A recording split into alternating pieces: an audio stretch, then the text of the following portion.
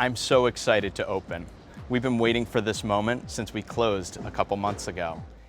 We've got many new health and safety measures that are in place in coordination with government and local authorities, and we've got an incredible group of cast to help our guests navigate them as they experience Disney Springs.